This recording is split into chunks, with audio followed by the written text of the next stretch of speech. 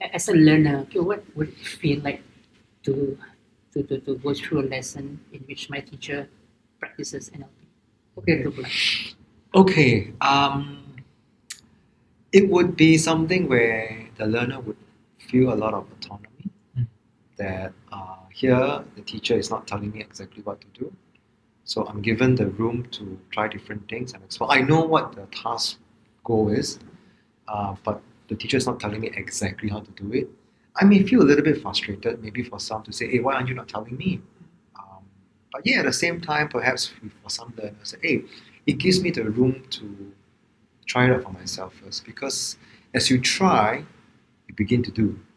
As you do, and that's where the learning happens. Because as you are doing, you are finding opportunities for action, finding opportunities to move in a way that suits the individual yourself, right?